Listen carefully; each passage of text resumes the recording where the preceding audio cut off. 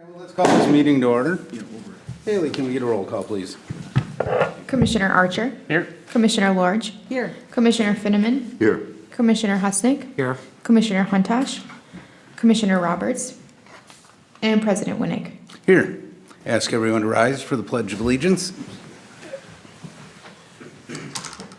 I pledge allegiance to the flag of the United States of America and to the republic for which it stands, one nation, under God, indivisible, with liberty and justice for all.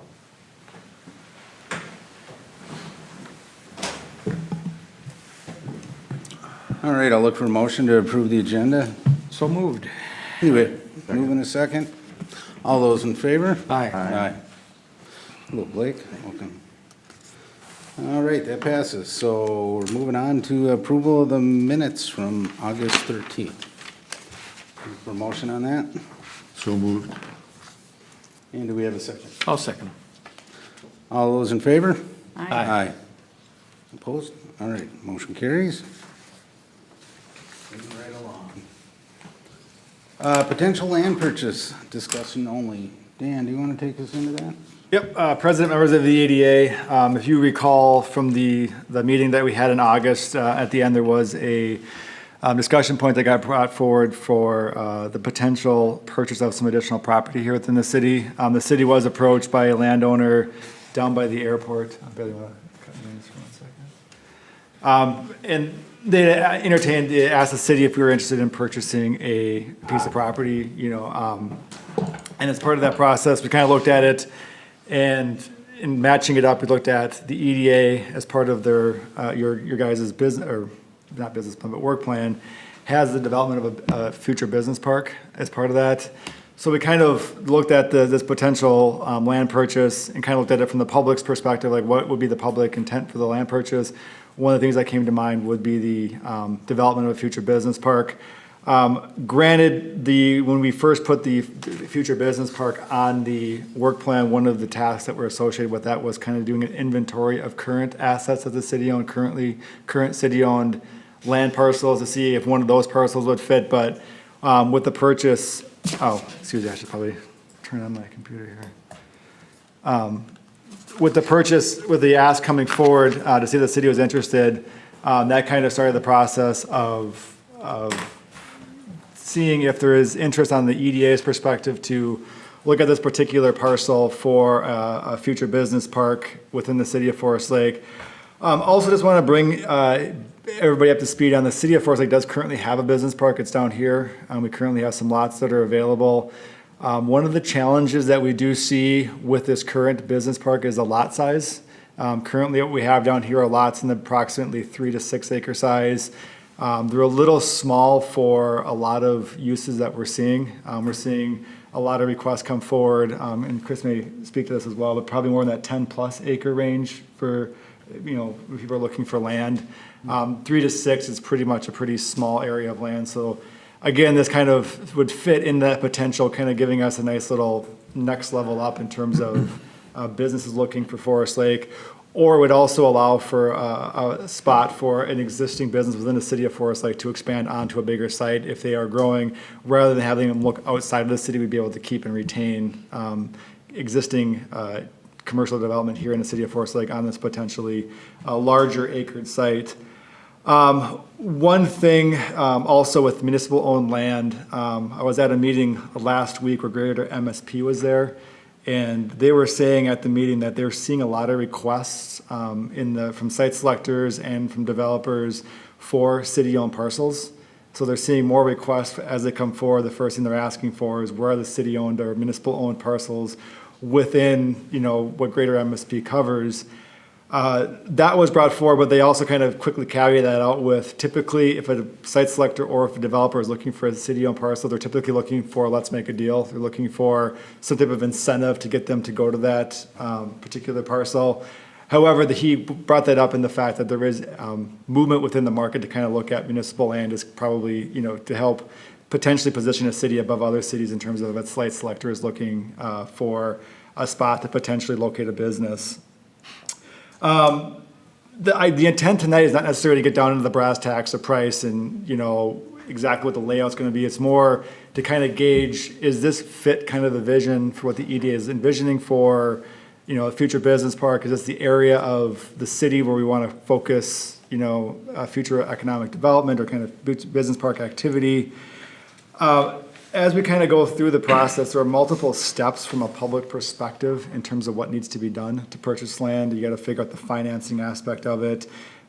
There's also additional costs. There's not just the purchase of the land, but also the cost of getting utilities out there, getting the road in there, kind of making the decision point of, do you want this to be more raw land? Do you want this to be completely shovel-ready sites where somebody can come in and all of that pre-development work has been done? So they come in to basically a paved road and they're ready just to basically break ground on their particular project. Also kind of bear in mind that you can kind of view these more along the lines of a long-term investment. We don't have a group of commercial or potential development right now that are kind of in the wings waiting for this land to basically come online so they can jump right in. We're seeing interest in the market at this point, but that being said, you never know, interest versus actually signing on a dotted line and breaking ground. There can be quite a big gap between there. So I think it's best to kind of view these as a longer term investment, somewhere, 5 to 10 years for the vision to fully kind of come to fruition on this. There is also the zoning requirement, which is why Mr. Hart is here to kind of speak to what are some of the potential uses there. Again, so we're kind of walking down the path with eyes wide open in terms of, we want to make sure that if we're establishing this as a potential future business park, that we're positioning it for the proper uses. We don't have a use come forward in, say, 3 years that's completely different than what the area is zoned for or envisioned for. So that's why Donovan is here. He's here just to basically kind of give an overview of what this area is currently zoned for, what the comprehensive plan update envisions this area for, and then from there, I just would kind of open it up for discussion just to kind of gauge what the interest is. Do we want to pursue, the purchase of this land, or kind of get the temperature of what the EDA feels, regarding this particular land purchase? So with that, Donovan, you just want to give a quick overview of the zoning for this particular parcel? Sure. I don't know how much you want to get into it, members of the EDA, President, but currently the draft future land use plan has this area as highway commercial, which matches the whole southern boundary of 97 from the quick trip over St. Croix Forge, etc. So it's consistent with that, but as an industrial park, it's many of the uses that you would normally see in an industrial park are conditional uses here. In this, if it's zoned consistent with the other current highway commercial zoning, which is generally the area that's around Broadway in the interstate. It's generally, those are auto-oriented uses, motel, medical uses, school, retail sales, brewery, wholesale office, and the conditional uses do include light manufacturing, self-storage, and warehousing distribution. I don't think having some of these uses as conditional are a deal killer for a potential site, but it's just not ideal as an industrial park. The size of the parcel is about 34.5 acres, so that's beneficial. But in the way it's located on 97, ideally, access isn't from 97, especially if you have large trucks arriving to the site, and just high cost of acceleration, deceleration lanes, the chance that only MnDOT would allow for right in, right out. And so how the city's been imagining this parcel to be developed is through some access off of Forest Road. That's also where the city engineer has determined that based on sewer capacity, elevations, current infrastructure, that's also where the utilities need to come from. It is from Forest. And so, the development of this parcel would be best in conjunction with, adjoining parcels for that utility, also for that utility access as well as vehicle access. One thing it does open up is the potential for some commercial development in that, the city-owned parcel that's, Dan, if you want to move your cursor a little bit, northwest, in that area, obviously there could be some airport restrictions as far as height or use. But currently that really is a landlocked parcel as far as any future development. I think you're on the wrong parcel. You're talking about that triangular piece, aren't you? Well, that's potential, but I was talking about the one closer to 97 as well. The way that the land drops down. I didn't think that was landlocked. Well, The it road has and- the 97 access, Yeah, but ideally, the access is from, but I can see a road going right from 97 there, so it wouldn't be landlocked. It's just inside of the airport Yeah, I mean, It's boundary. inside of the current airport. It's Yeah, it is inside the- the the airport boundary, so there's some other issues there that have to be taken care of, but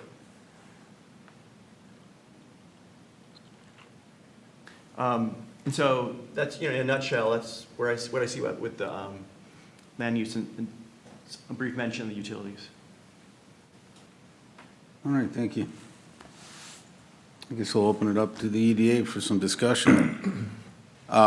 Maybe give you a little history here of this one. This parcel was considered last year by the owner, had a potential buyer for it that was looking to put in a, basically used car parts, or wrecked car type business. Fortunately, that didn't come into town, but I really think that we have an opportunity here as a city to really kind of control the destiny, and I do want to label it as a gateway, but, that front section on Highway 97 should be retail, highway commercial, something like that, whereas the back can be more of a business park. Donovan, you're talking industrial. I think we're talking more business park, tip-up panel type buildings, things like that back there. The triangular shaped piece right to the south of that is city-owned, non-airport property that is landlocked right now. I think, correct me if I'm wrong, but that's about 6 acres of property or so.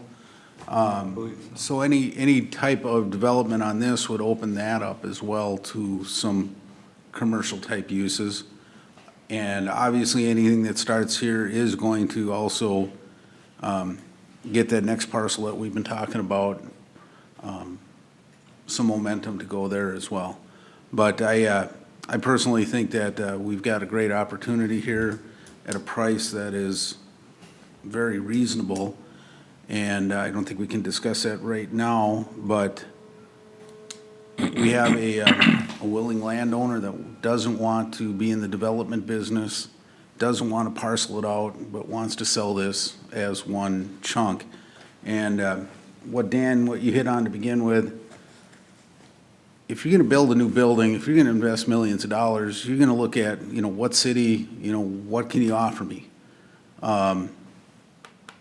I really believe that, buying this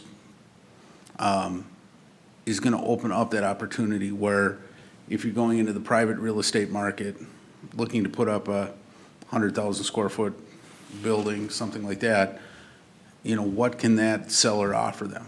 What can the city offer them? We can offer them, basically, you look at it, I mean, it's virtually shovel ready now. I mean, it's a flat piece of ground. There's no trees, there's no encumbrances, there's no wetlands, maybe a small one in the corner.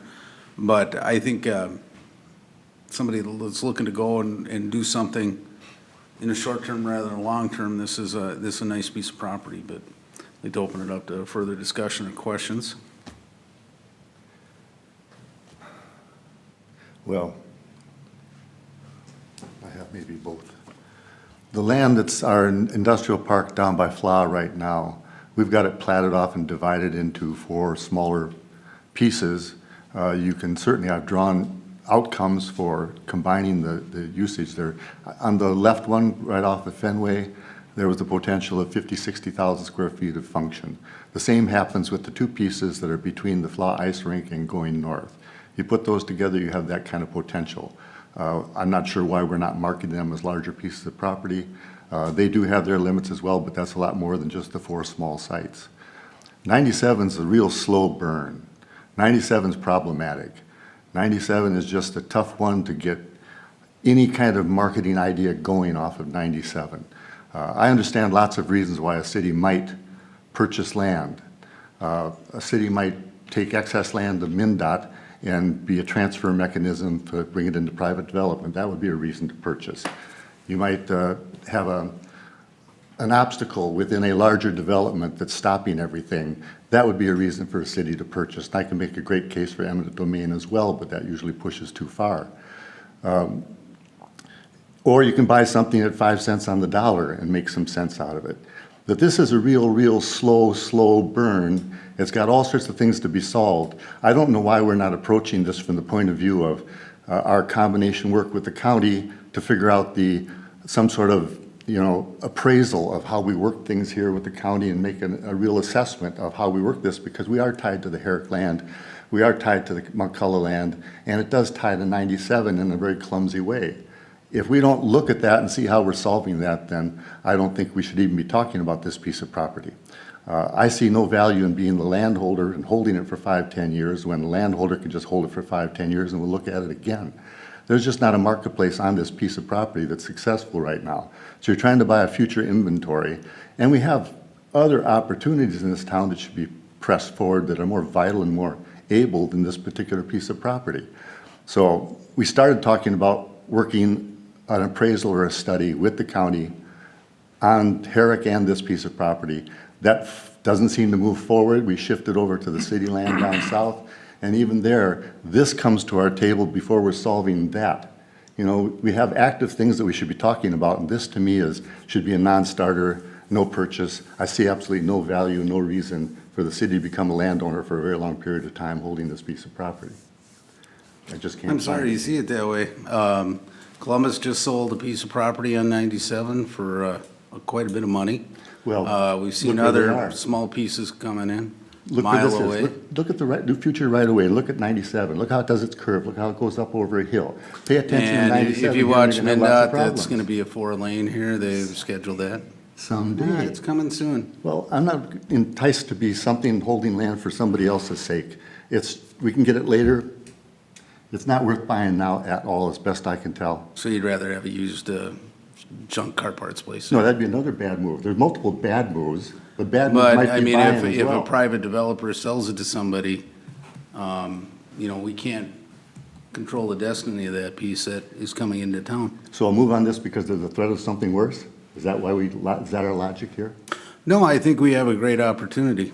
And we got a parcel that's it's agricultural right now. It's not really doing anything. We have a property owner that's willing to sell it at a fair, if not more than fair price. 5 cents on the dollar? Well, I can't even talk about price right now. We'll do that in a closed session, but So last time you had mentioned that you couldn't talk much about it because you had to get some legal advice. What's the difference between then and now relative to legal advice? we're waiting for the city to bring that forward. What? I guess, Dan. I think the main thing in terms of price, I mean, you don't want to, anytime you try to do price negotiations, you don't want to tip your hand in terms of that. I mean, it's different in the private sector where you can go, behind closed doors and figure out your negotiation strategy. Publicly here, I mean, it's more, I think the focus of this should necessarily be, is this a piece where, does this fit kind of that future business park land use category? And see if that works, and then the price, price is a component of it too, but there's also other components into it. I mean, I think a key feature in, public purchase of land, it's not necessarily like if a private developer comes in there, their value comes in, if they can buy a property for, say 20 cents on the dollar, then they put in 15 cents and they can sell it for the dollar, then that's where they make their money and what their investment is versus the difference.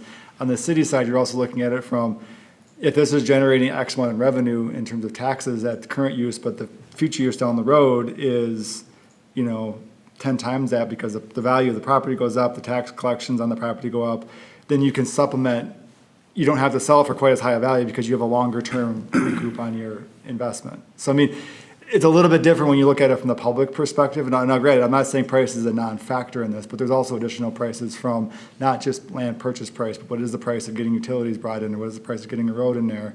So you could buy it for, say 20 cents on the dollar, but then you have to stick those other costs in there. So I mean, there's a big component of that, but you don't want to have an open negotiation as to kind of where you're sitting in terms of pricing, because then the seller can come back and say, oh, I know they're going to be here, so I'm not going to offer that, I'm not going to go, and they may be willing to go lower, so you don't necessarily want to, tip your hands. I guess kind of the focus, would be, the advice would be focus more on the use. Does this kind of fit that longer vision? And then we can, if that is truly the case, then we can go into a closed session on and negotiate out where, if the price hits X, then we'd be willing to pursue that. I understand what you're saying, but it's just not convincing to me at all. I understand the transition in scale and future values, this value, and the hope that this becomes something.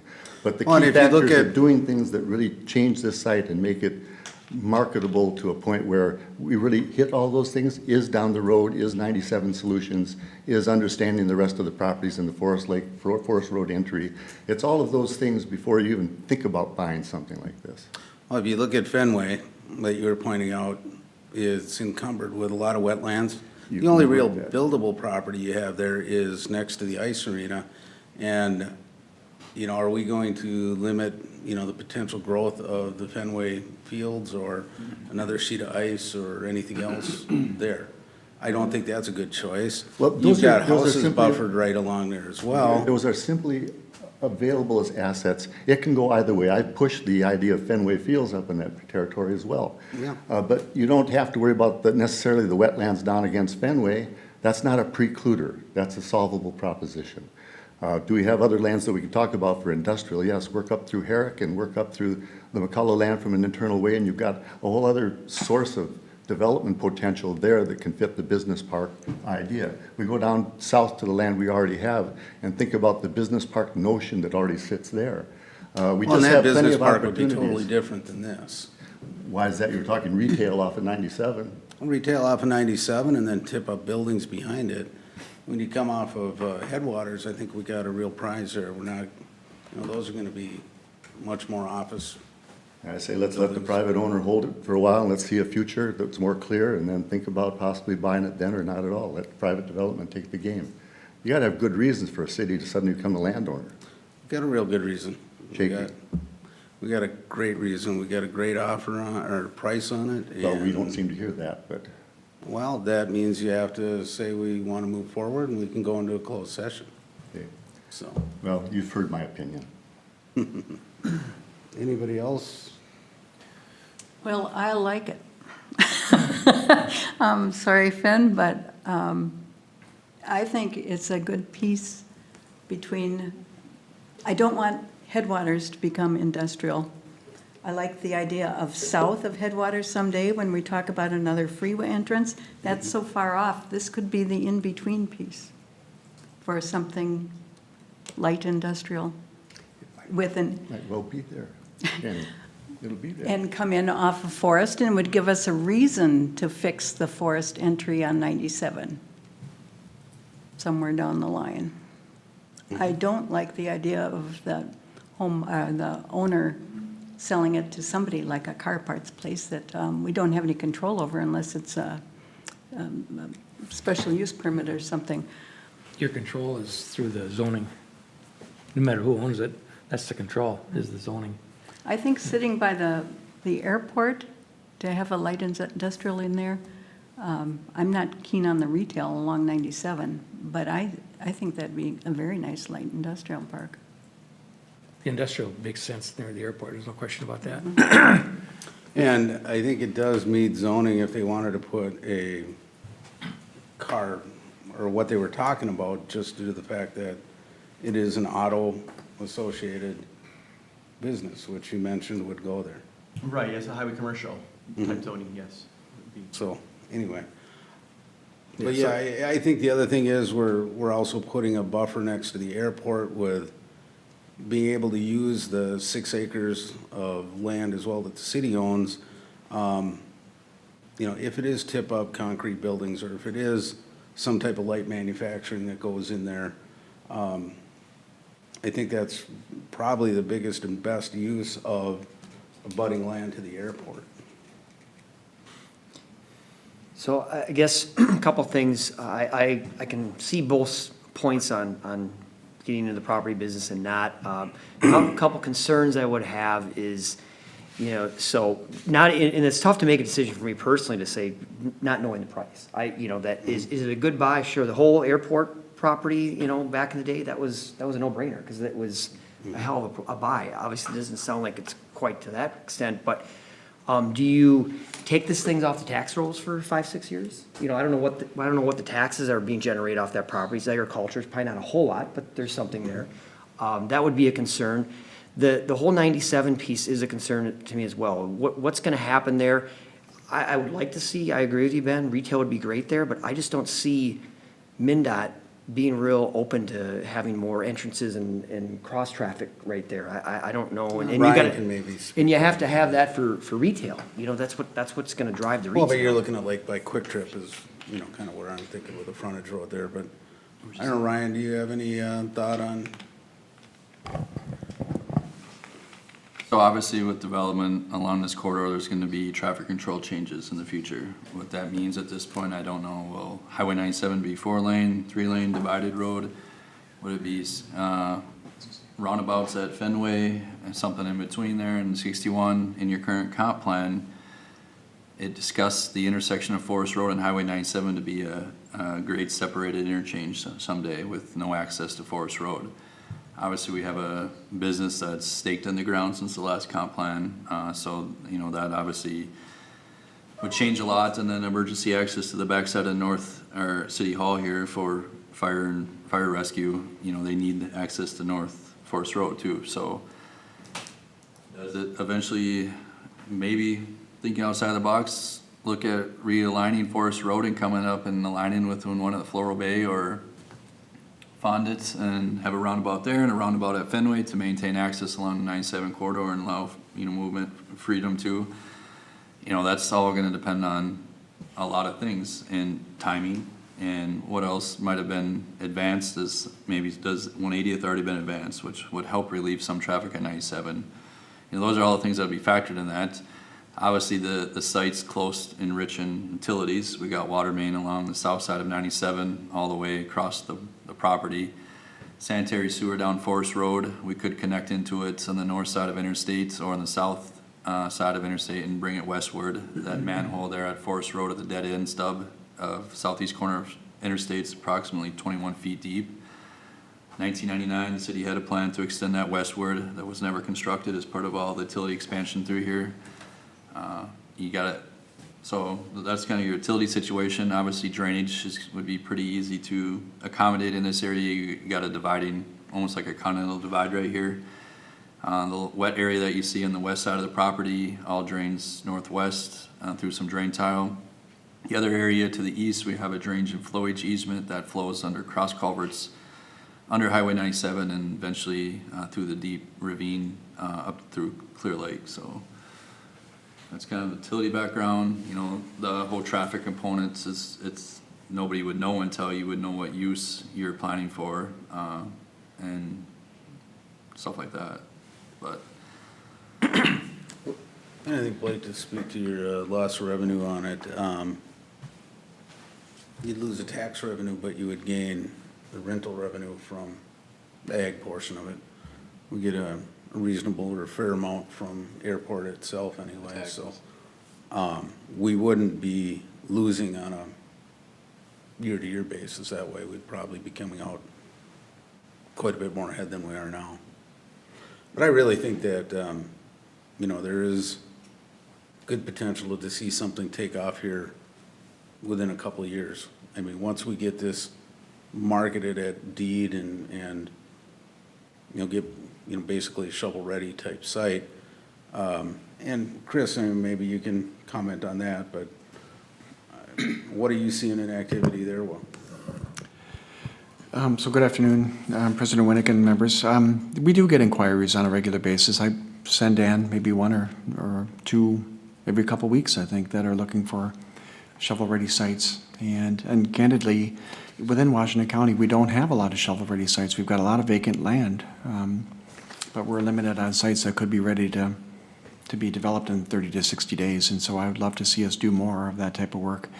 To me, I like the proximity to the airport. If there was a chance that, 5 years, 10 years from now, we could attract a company that had some type of a logistics operation that was maybe looking for a site in an airport business park. That's kind of rare right now. There aren't many sites like that where land is readily available, especially shovel-ready land. And I don't know down the road what's going to happen if the retail market does continue to change and there is more logistics types, fulfillment centers, those types of businesses are looking for sites. If that would be an opportunity for us going forward, it sure makes sense. It's got easy access to the freeway, potentially easy access to the airport. I don't know exactly how the connectivity with the runway and that type of thing would work, but maybe there's a chance that you could work with MnDOT and the FAA to make this accessible to the airport if you wanted to build hangars potentially there in the future for, just throw it out, for discussion, Polaris. What if the Polaris R&D facility wanted to have a closer airport for their engineers to travel?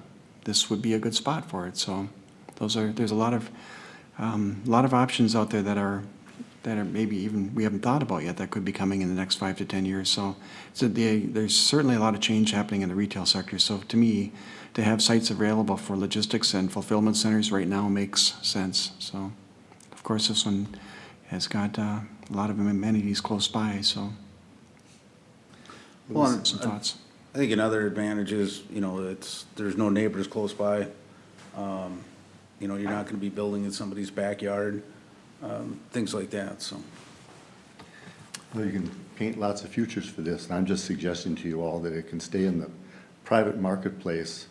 There's no clock ticking on this proposition. If the distinction is that you think people will come because there's a better deal to be made with the city than there is with a private developer, then go ahead and take that stand. I think that's a nominal story.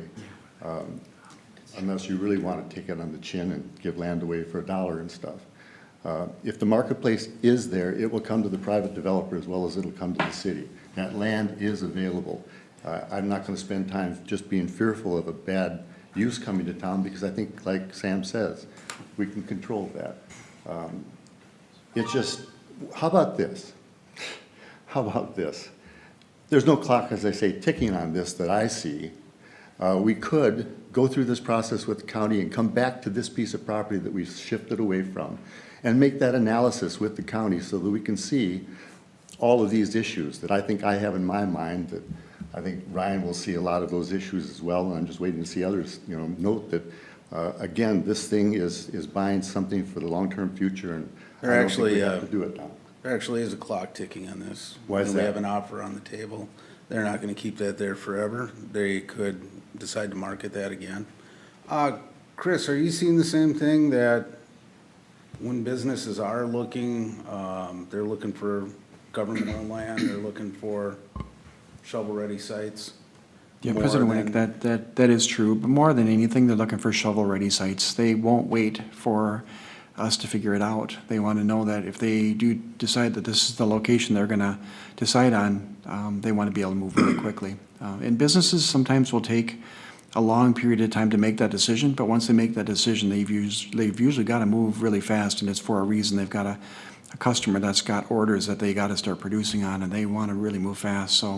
So yeah, it's attractive to have city-owned land, but more importantly, the shovel-ready site is going to be what I think helps us move this property quickly. How much acreage do we already have in that land next to the what was their family name? The airport, the original residence, Doherty's, that land right there. How much acreage do we have there? That's a good question.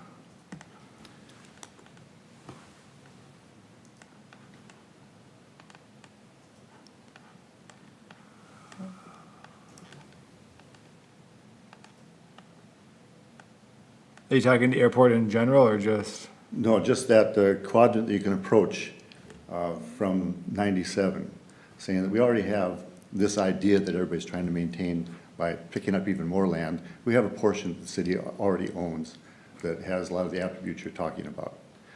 Even the flyover zone doesn't deny there's a lot of room to do things there. I just think the city's taking on a burden it doesn't have to take on, And I'd rather see us study this territory first with the kind of joint effort we can make with the county so that we have a lot of the variables understood. And that'll help us understand what that long-term cost will be to really bring roads to and find ways off and tie to 97 in some fashion. Right now, it's just a troublesome territory. That's the only, where you got your arrow is the only part that might be available, right? The rest is all, Yeah, I'd have to go back through and try to do more of it. I can't pull it off from these maps here. It's just, it's because it's all, this whole section is just, according to Washington County, is all airport. I drew an airport business park off of Doherty's property that was accounting for all the flyovers and the heights and the location. And that was an idea that it someday could have been tied into the airport development that's on the south end. All of those things are plausible. It was just that the catch came in the traffic off of 97 was a bear. And so, and we didn't see that change just drive that curve, just go over that hill. The things that have to be solved to make this as vital as you like to think it's going to be are big things to be solved. And I think that vitality does come in the long-term future, but I don't think we have to carry the ball. no, I think we got one opportunity here on it, and then it's gonna be sold to something else. I think we need to move forward to the next step, at least, of, the next step would be getting an appraisal, having a closed section, or session to discuss it, and discuss the purchase price, correct? Well, yeah, and I think you'd also want to take a look at what is that, I mean, you know, as part of that too, you'd want to take a look at what is the options for that. I mean, because you're going in with the purchase price, if that purchase price is X, you want to see to make sure that if you're able to get 3 lots out of that, you know, where do you need to be? You know, what's your total price? You don't want to buy something that seems like a good deal for raw land, only to find out that to do utilities and roads is going to cost you 4 times the amount, then all of a sudden you're pricing yourself out of the market. You know, so you kind of want to make sure that if, say, it's 34 acres and we're able to get 3 10-acre lots out of that, does that change, you know, does that make the math work, or are you able to get 4, you know, I mean, kind of going in with a little bit of an idea. Now, granted, you could have one user that comes in and says, I need 30 acres and I need utility, and this kind of jumps to the top of their list. However, I think at least having a couple of options in terms of how the layouts could potentially look would be beneficial in making sure that the numbers that you purchase the raw land for are valid in terms of what the future, what you could sell it for at a future time. Again, don't we derive that with our common effort with the county to assess this and appraise this and evaluate this? I don't worry about this deal going away. Deals hang on for a very long time in this world. I'm not feeling like I'm pressured at all by something that might go away. What are you saying, though, at the all. county would assess it? I mean, they. Our combined efforts with the county to come in here and fashion the kind of study that we've talked about on a number of other plots, to do that here will satisfy what Dan just went through. Will satisfy my concerns about what are you really developing here. We're gonna find grade issues and everything else to deal with. I need it. I need a little bit of clarity, because I think we're combining terminology here, and I'm getting a little confused as far as like, there's an offer, or there's this. Has the city made an offer on the property? The landowner made an offer to the city on the property. Okay. They came to the city and wanted to sell it. Okay, so they came to you with a proposal. Because they don't want to develop it themselves. They want to sell it as one piece. So the city therefore has not made an offer, you're not in any contractual No. right now? Okay. Right. Just in the real estate world, I'm hearing offered, I just wanted to Yeah, clarify. I'm glad you clarified that. Yeah. But the landowner did bring it. So there's no contingency period that we're waiting on or nothing like that, so? Well, there's no, I guess, legal contingency. They've got an offer pending, but that is going to go away too. They can They have withdraw a current that. offer pending on the property. Yeah, they're besides- waiting for it to go through our process here. But if we don't do something with that offer, yes or no, you know, they're gonna withdraw that and put it back on the market. And then it'll be available as one. As it has One been for the parcel. last 10, 15 years.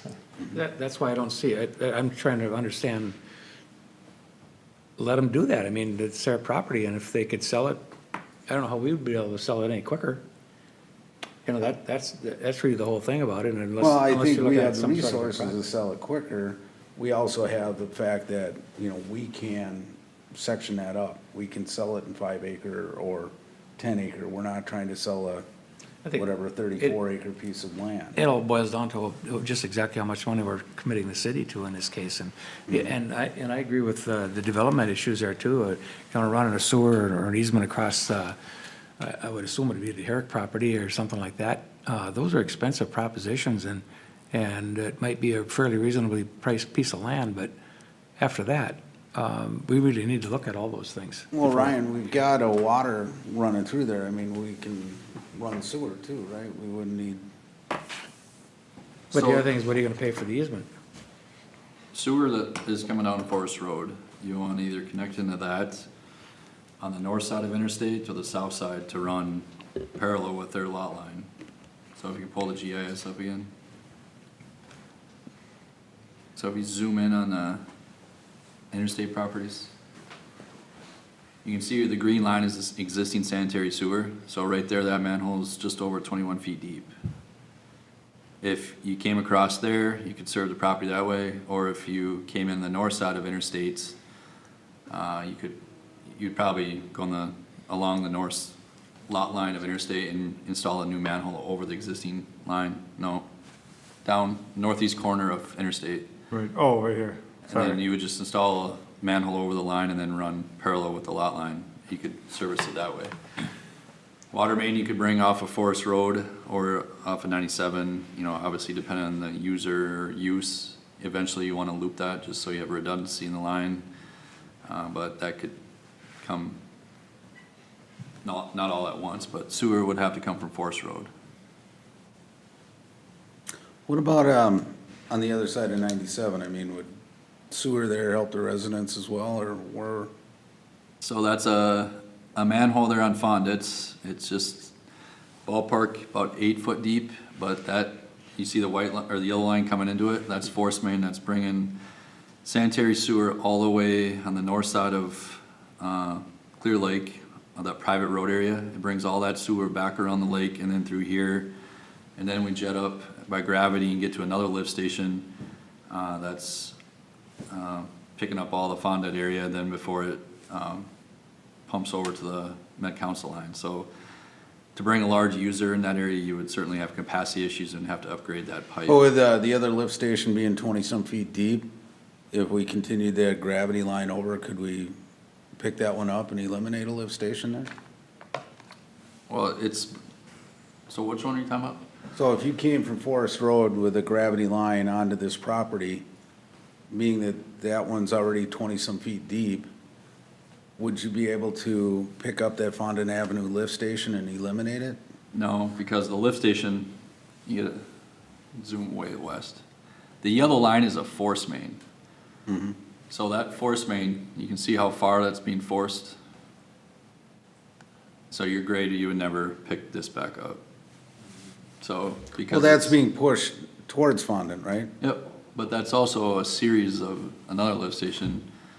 So if you start on the north side of Clear Lake, you go to the northwest corner of Clear Lake, there's a lift station up there. Then it's force main down Eureka to gravity and then pumps through there until it gets to that lift station, which pumps it to Fonduit, then it pumps it up Fonduit to another lift station, then across the low area to the Met Council line. Our geology is really unique around here. Okay, no, I didn't know if you could just pump that lift station into the gravity line and, we got so many lift stations and then they're so expensive to maintain. Any one we can eliminate would be nice. It's just they're all, with the housing developed around the lake, is why you have these series of lift stations, because they're obviously so much lower than the land where we're at up in talking about. The one lift station you see on the screen in the northeast, that's the big Met Council line right there. So they have two large lift stations in Forest Lake. That's where we're really trying to get to. So I guess another concern, and again, I can see both sides. I like the idea of having a nice piece and having a little bit more control over it. But, part of the reason why I'm assuming these developers like city-owned property is because there's a little bit more negotiating that can happen there. Cities can afford to give land away pretty relatively cheap, which we all know we've done that over the last couple of years here.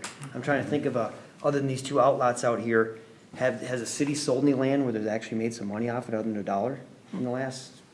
Well, actually, that one is gonna give us, how much return on The old city hall, 240,000, 250,000? Yeah, and I think that's a key point. I mean, I think in terms of municipal land sales, you gotta look at it not necessarily from the private developer side where it's the sale price is where you make your money. I think from the municipal side, it becomes there's a long-term payback in terms of the property tax value Absolutely, difference. no, I understand that, yeah, absolutely. But just, I just, with the acreage that we consume, we own right now, the city owns now, and then to add another 34, I don't know, as a city resident, what, again, it goes back to the price and what it would cost to pay that debt off, and ultimately, taxpayers are paying for it, so. Man, I'm also thinking, what problem are we solving by purchasing this right now? No immediate one. Yeah, well, we have an offer that was brought to us. Right. No, and I think you should always keep that line of communication, and it's always worth a cup of coffee and sitting down and talking about it, right? Well, But on the and same that's point- where, we're not saying we're gonna buy it. Right. But we need to get to a point of, are we gonna have a closed session to actually discuss the nuts and bolts of it, or not? Because we really can't do that. My opinion is in the future use of this, I agree with everybody. It's got a lot of potential. I guess my hesitation would be, we're hoping something that will come, but that's really not a strategy. You know what I mean?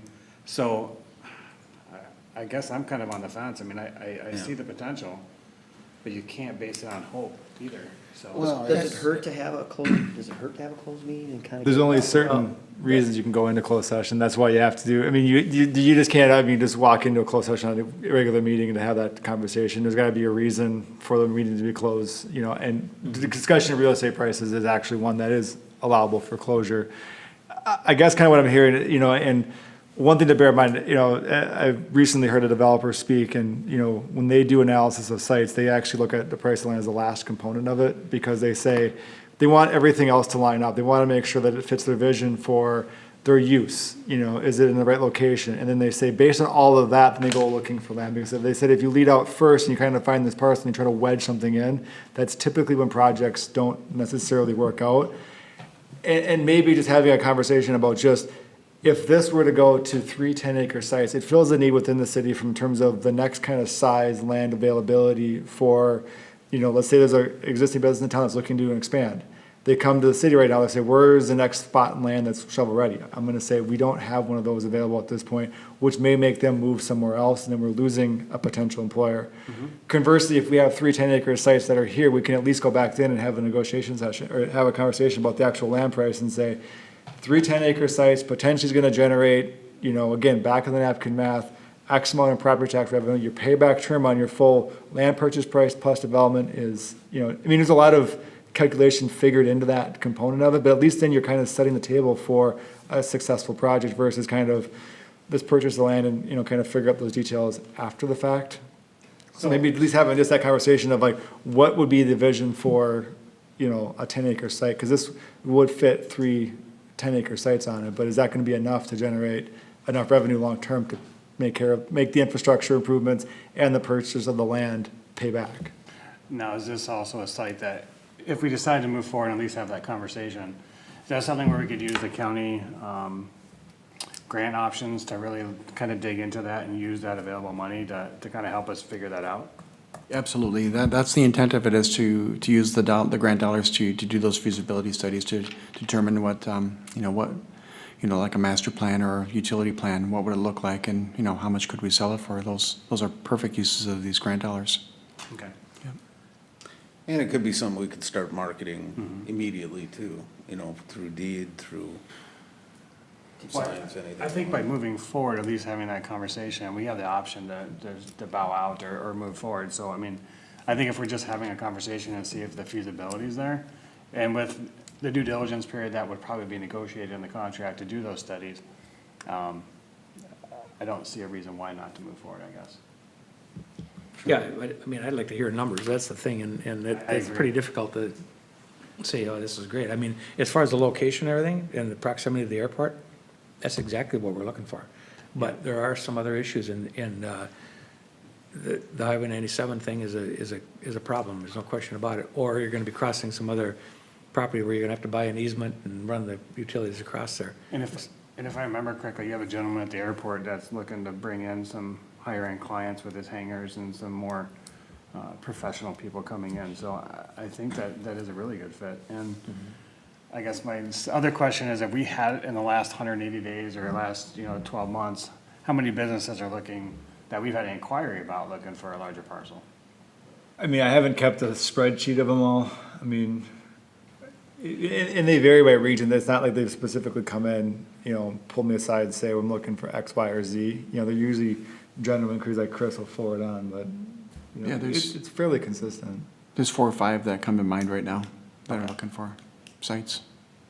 Yeah, and then granted, not all of them are gonna decide that this is their preferred site, but it'd be really nice to have something to show them, and right now Well, we and I don't think, have much. I mean, we had just a quick conversation, but you had somebody that was over 100,000, couple 100,000 square foot building at least. That would be ideal fit on a property like this, so. Yeah. If they're still gonna be available and, this comes available anyway. Well, and I guess I have one more thing. I wouldn't want to bring up a sore subject either, but at that point, I mean, if we have companies that are wanting to come in here, I think we need to be decisive as a city in being able to move forward and make a judgment instead of dragging it along and, more like the mental health facility. That's kind of what I'm thinking about. Like, if that something comes to fruition and then we drag our feet, I mean, we're gonna lose opportunities again. So I think, we have to be decisive and be able to move forward and go with intent to move forward, instead of maybe waiting in the wings a little bit. I think the shovel-ready idea is a really loose one right here. If I'm a 10-acre user and I want to come to this site, I'm not going to be thinking this is shovel-ready. It's going to take a whole lot of doing to make it shovel-ready. So I don't think we're at all at that point. I think it's a premature negotiation, a premature offer. Go ahead and move through it as long as you can put the contingencies on it that, I'm assuming we're going to do due diligence anyway with the county. So as long as you hold a real tight contingency game going here where it's going to be subject to us liking that outcome, not just that outcome is defined, but liking it and liking the numbers, which is a really loose arena. Like you said, the land cost might be the last notion. And that's all we're talking about now, but there's all these other notions, and it's not shovel-ready. Well, I think a key component of that is as you go through the analysis work and you start to plug in those unknown costs, like through the grant work with the CDA, is that water utility is X, sewer is X, roads X, storm sewer is Y. Here's where you put this. I mean, you have a known, so your costs start to go. And again, estimated cost versus actual construction cost. There could be some variance there, but at least you'll have a good idea of what you need to break the site down into, what you are going to gain from, so you'll have a number to say, I got to have a business in here with a value of X to make this payback over 15 years or 10 years.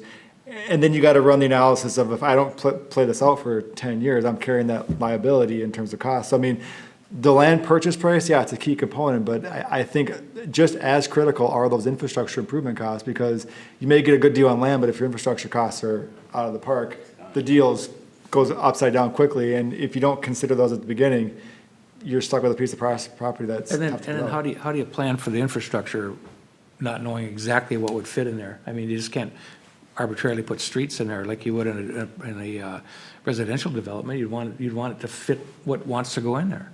I think you can maybe help guide that a little bit by saying if we're looking at that larger use, kind of develop some criteria for sites are looking for 8 to 12 acres, can we get 3, and have a little bit of choice within that. I think this would be, just from what I've seen in the market, you're probably going to want to be in that 10 plus, site size. I mean, if you go back to the 3 to 5, we already have kind of some of those down by the other that are right now ready to build, more shovel ready. I think this is more reserved for that larger medium size where, say a business is looking, they're already on a 3-acre site, they've already kind of maxed out their space capacity there, and they say, I need more land, what do you have available? And this would be kind of that niche that's there, but it's a niche that as companies kind of go from medium size to medium larger size, it's a very needed kind of niche in the market. And you could, through some good design, get one position where you're hitting that niche market. Now granted though, you are playing to a niche market, which is not as advantageous as a general market. However, if you're positioned there, all of a sudden you have some opportunity there from grabbing a couple of different,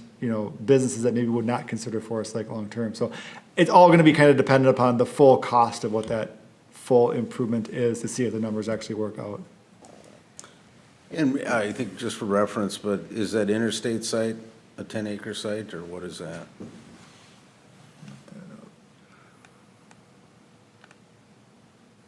They're on 5.8, so they're on almost 6. And they're already way more than maxed out the way it looks. Do they own that piece on the north side of it too? I don't think so. Oh, That's under contract right Premier now. Bank does. Yeah, okay. Yeah, yeah, Premier Bank. that's under contract with somebody, but they haven't said who bought it, but.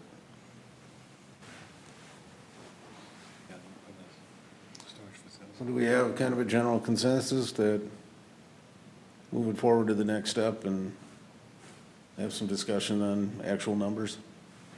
Well, let me put Need a my motion opinion on this that? way.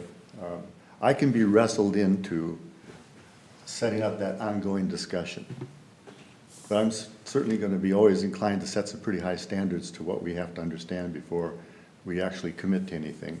And so, as long as we have those very clear contingencies, I've gone through too many of these where it comes out, we go through the process, we do the study, and the study still is a long-term outcome, you know, a really long long-term income. I look at this as such a long-term outcome that. I don't know, can you give me an example? Because I don't recall one. Not in this city, I've been in many cities. Okay. So that's the experience that I found with this. I just try and find a 10,000 or a 10-acre user that says, okay, I see how I can get on and off. I see how I can bring the vitality of my site right now. I can see how that will happen, what, in 5 years, 10 years? I just don't see it now. And so the users, I don't think, are gonna look at this site as anything close to shovel-ready. But I will go forward, I will tag along to another meeting as long as we all keep thinking about being very critical about this and not just fall into a rabbit hole about prices. Well, I think the city's obviously gonna protect its own, so I don't foresee that being an issue, and I think if it got down to contractual agreements, I mean, we're out of that process anyway. If we- Us, on EDA. And I think we're a ways, I mean, from now to putting ink on paper, there's a gap. I mean, you wanna do that work to say, to make sure that you're not just, you know, I guess you don't wanna say, well, buy it now and then figure out what we're gonna do down the road. You're better off kinda going in with at least a pretty good idea of what you want this to grow to, so we could actually have something like a pre-kind of shovel-ready site. But to, you know, Commissioner Finland's point, I mean, there's also something where market conditions are gonna dictate how fast that investment comes back. I mean, you could see, we do all the work now, and then in 2020, the bottom falls out of the economy. You know, you may not see this site develop. However, then, when the economy starts to pick back up and people are looking for sites, we're probably positioned pretty well if we have a shovel-ready site that's, you know, ready to go. You know, so I mean, again, but that's longer-term investment. You want to make sure that you do the front-end work, so you're not having to do the work on the back end, kind of back to you. Yeah, because part of this deal, you'd certainly want to have an easement in place and have that all ready to go because of, for streets and utilities and things. That'll also be part of it. Well, and obviously, you know, the taxes we get, we have to look at that, but, you know, mutually beneficial to the school district and the county as well. So, commercial revenue versus residential revenue, quite a bit more. Ultimately, yes, that's good, and that will happen one way or the other. No, not necessarily. I think this one needs city participation in it.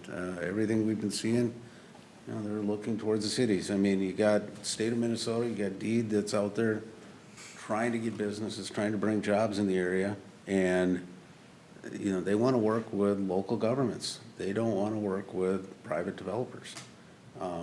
And it's a great site to start with. It's not hundreds of acres. It's, you know, you could get 3, 4, 5 parcels, I think, you know, depending on how it splits out, because we can include the 6 acres of city land down there as well. You know, I'd like to see it going to the next step and be able to discuss those numbers and see how it all works.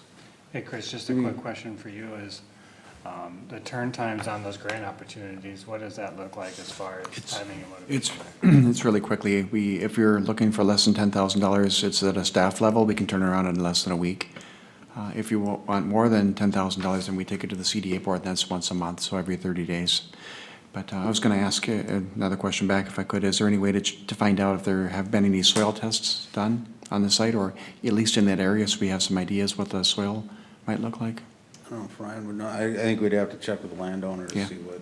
Okay, be worth asking if there's something out there already. I would think if they're in a current contract and they're waiting to get out of it, I think there should be some disclosures there that may be available.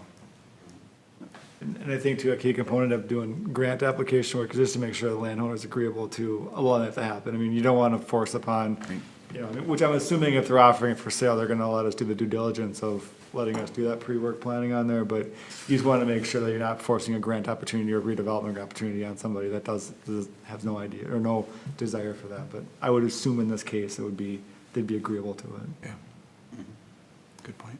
Do we need a motion or anything, or just a consensus? It's a discussion only on that. Yeah, I mean, it's a discussion. I mean, I guess if there's, you know, want to move to the next level, if you wanted to do a grant application, you know, if, you know, you want us to prepare one up to a certain amount, you know, we could work to get that ball rolling, or we could repackage that. I mean, we have 2 weeks to the next meeting. We could get at least a good idea what we'd get for a grant application and kind of hammer that portion out, and at the next meeting, work with Chris in terms of executing on that. Well, I think with the turn times, I mean, I think we're safe there. So I would like to motion that we move forward and maybe look at a $10,000 grant and kind of see where we're at that point. So I have no idea what is, you know, what that 10 grand would get us. Would that get us what we need, or is that? That's a great question, and thank you for asking it. So we would need Ryan to sit down with us and say, okay, for 10 grand, what do we get? What can we You know, get? and then come back to the EDA board and say, here's what we think we can do. Yeah, I think that's Conceptual probably approval. a fair approach. If we basically just take it back at a staff level, work with Ryan and say, what does 10 grand get us in Yeah. terms of an application? We can bring it back at the next meeting, and Yeah. if we're not really delayed at the county level for approval on that, you know, I don't think there's any harm in letting us develop that and say, we're gonna get this out of that. That's okay, then we can get that grant application in, you know, in 2 weeks from now. So I don't know if a motion would be needed for Yeah, anything. probably really not. here Just, then. no, you just basically, we have enough direction now, I think that we can go back and start that process for kind of the next steps for it. Well, it was on the table originally when we first started talking about what site to pick to talk about. So we're back to that square one again. This will include Herrick, it would include that interstate land, whoever owns the stuff north of them. It would include all those pieces, including the pieces we we're just talking about, McCullough's land.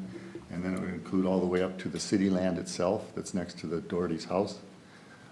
All of that would be part of this evaluation, the $10,000 look. That'd be really nice if Ryan could make that happen. Maybe But I it can't takes more speak than for him. $10,000 look, but And that's a shouldn't that all possibility. be thought of as one piece? That's a great question, Mark. Thanks for asking. You can actually ask for up to $40,000 per year. And so if you do 4 grants at $10,000, we can do more. So there's the opportunity to do more. If we can focus on this one first and get that done with 10,000, great. Let's move to the next site and do that next. There's no limit, even as far as, you know, I'm not sure how busy Ryan is right now, but as far as us moving those grant dollars pretty fast, we can do that. But it's really a matter of discussion for the EDA and for Ryan. It's gotta be a thing where eyes are wide open on this thing. It's just, only because of the situation of where it's sitting in relation to other properties there. And because the other properties are gonna come into play, there's no question about it. Yeah. All right. Any further discussion? We'll move forward then. Community asset inventory. Wanna take Okay. us through that one? President Winnick and members, at your desk, this was not included in your board packets, I apologize for that, but we did put it on your desk. And what I wanted to do is just start with a draft. This is, if you remember back several months ago, we started to, during the goal-setting process, we started to identify some strengths that the EDA could certainly look at as a way to market the community, to promote the community. And think about it this way, if a business were interested in locating Forest Lake, what would separate you from any town USA? So I put together just a really rough draft, a list of things that I thought were important and things that we'd want to highlight, but there's certainly a lot more that should be added to this list, and that's where we wanted to bring this back to you. And let's walk through that and fine-tune that list.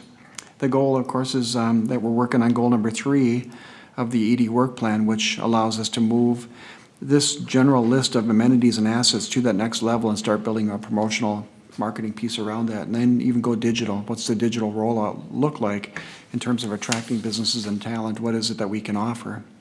So with that being said, I'll walk through these with you, and feel free to to jump in and add. This is really a more formal environment that I usually would like to do this in. This would be a good workshop environment, but some of the things we talked about earlier were the area lakes, the natural resources, the St. Croix River, not only in the city, but in the area, in the region, that would draw people and businesses. Of course, the airport, close proximity to the Minneapolis-St. Paul International Airport.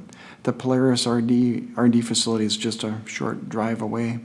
The talent pool, we've got a significant number of people that live here in the city and in the area that drive outside of the city to work every day down in Minneapolis and St. Paul. Coming from the other direction, we can attract talent coming north because of that reverse commute, so use that lack of congestion to our advantage. Great schools, K-12, the regional center for healthcare with Fairview Lakes, and also regional and I consider Forest Lake a regional center from a shopping perspective. You'll see the folks from Lindstrom, North Branch, Rush City, probably Ham Lake, driving to Forest Lake to do their shopping. Retail services as well. Large parcels of land that are close to the downtowns. Community character. The downtown and the lake is something really cool, and we've got to be able to promote that and celebrate that. Close to the major metropolitan area with all the negative things that come along with that, like the crime, noise, congestion, the pollution, expensive parking. We've got a lot of opportunities that we can promote the city to new businesses and to talent that's interested in looking for jobs in an area like Forest Lake. The branding perception, I think Forest Lake has a good brand. That's something we need to continue to promote and market and use as a way to promote the city. Available and affordable housing alternatives. We've got a lot of different varieties of housing units here in the city. We've got multifamily, single-family, senior buildings. The circulator bus route, I think, is something that definitely needs to be on that list as well. A diverse economy in terms of businesses. We've got a lot of good choices for restaurants and shopping here in the city. Regional trails and parks, I think, should be on that list as well. So by no means is this a complete list, and so we're going to be looking to continue to fill in the blanks and to add to this list as we move forward. But those are the amenities that I just kind of drafted as we were talking. So feel free to add to that list if you'd like to, and take from it if you don't think something's on there that shouldn't be on there. So turn it back to the EDA. Thank you, Chris. I'll look for anybody else's input on it. Would assets also be, like we've just discussed, land availability, whatever the marketplace seems to be looking for, do we have that commodity? Absolutely. So land and buildings, infrastructure, workforce, those are all important things to put on this list. So while I was having the conversation earlier, I was making another list that we would continue. But you're absolutely right. That would be something we definitely include. Land and buildings would be at the top of that. I think you kind of touched on it with, the area lakes, the river, but, our location being north of Minneapolis, St. Paul, we're kind of that outer tier where, you can leave here and head north to the cabins, do whatever. You're not dealing with all the traffic that you might from other areas. I don't know if I can say that this week with all the construction going on, but, we're typically that last stop before you hit the really rural area anyways, you're going up north. Less congestion. Yep. Yeah, and I've heard described, like, we're a crossroads really in the metro, that juncture between the more urban area and the rural. And that's real attractive, I think, for residents. And I'm not sure how businesses will capitalize on that, but the workforce that have a workforce that enjoys that quality of living. And I certainly don't mean to underestimate or undervalue the importance of workforce. To me, that was going forward, one of our greatest challenges and greatest opportunities, I think, to be able to attract businesses here. We've got a lot of folks that are driving every day to the Twin Cities. It would be really nice to keep them here and to bring businesses to Forest Lake that would keep those folks from having to drive an hour each way back and forth to work. So these are the amenities that would hopefully attract talent, which will, businesses will go where they can find workers, right? I've always used the philosophy, it doesn't matter how much work there is if there's no one there to do the work. So we've got the workers, we just need the businesses to come up now, and these are the kind of amenities that we can use as a promotional piece. Would an asset assessment of some sort also include a percentage of business types? Yeah. We have X percentage of retail, we have X percentage of X, Y, and Z.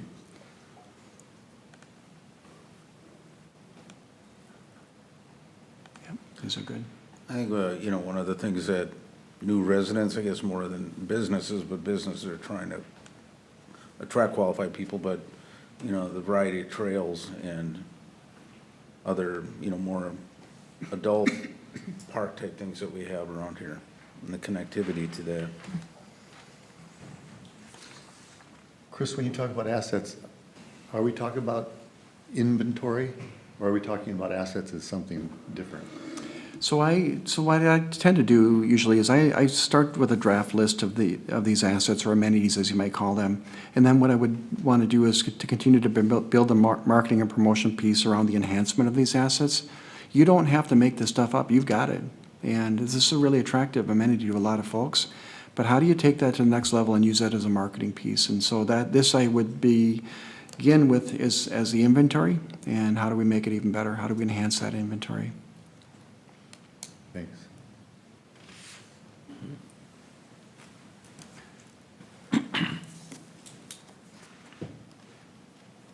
Sam, anything? I don't really have a comment. I mean, I think he's got a very good list of, and these are all dyed-in-the-wool, straightforward amenities here, so, You see, you know, Chris maybe, or anybody else, but, you know, is there that one thing that jumps out that Forest Lake, I mean, to me, it's our location.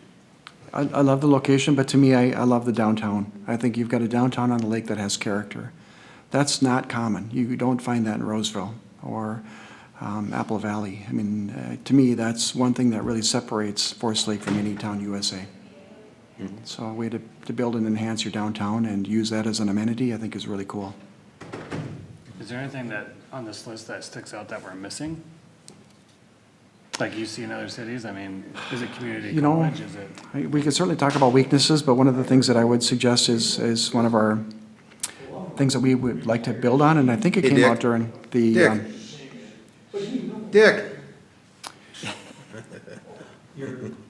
I think it came out during the discussion of the strengths and weaknesses during our planning process, is that we don't really have higher education here. So a satellite office to Century College or something like that would be something that would be really neat to have, and that would help us, I think. But, you know, there is an opportunity as far as technology going forward that might, you know, maybe more of that might be done in conjunction with our high school here, through video conferencing or, you know, online learning perhaps at a college level. So those are the kinds of things we can certainly build on that we might not necessarily have today, but we could certainly look at that going forward.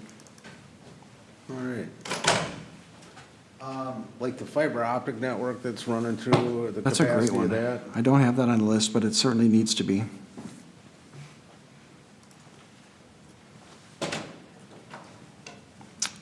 I'll add that. That's a great resource.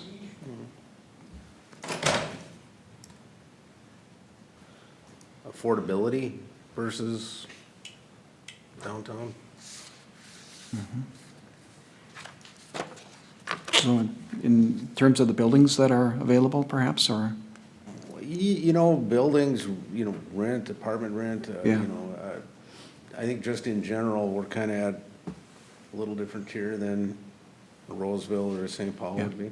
Yeah.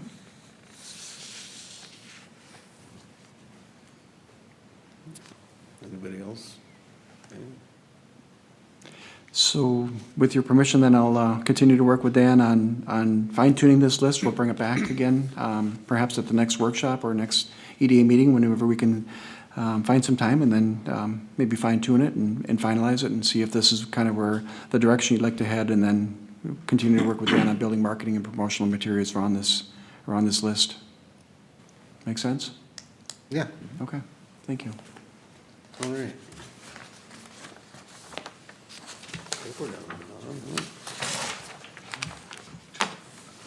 So that brings us to other, Chris, the Washington County update. So no other reports, but I'd be happy to answer any questions you may have. We really appreciate you having you here. I think you've added quite a bit to what we're doing, so thank you very much. All right. There's nothing else from EDA. I'll look for a motion to adjourn. Wait a minute. Go right ahead. Sorry, just to update you on something that the real estate community is doing to encourage thriving life here in our town is all the realtors, every single different brokerage got together today and are forming a committee to support the vote yes for the school and to inform people about the effect on their property values and the attraction to people into our schools. We have a very, very good school system. We're better than White Bear Lake and Stillwater in testing and moving on to college. And we need to get that word out there. And we also need to inform people the difference between a bond and a levy. So we're all going out, we're doing boosts on our Facebook, we're going out where there's going to be articles in the local paper supported by every single realtor in town, which is, so it's not just Edina, it's Edina, Remax, everyone. And it's a real wonderful committee to work on, the fact that we're all coming together for this.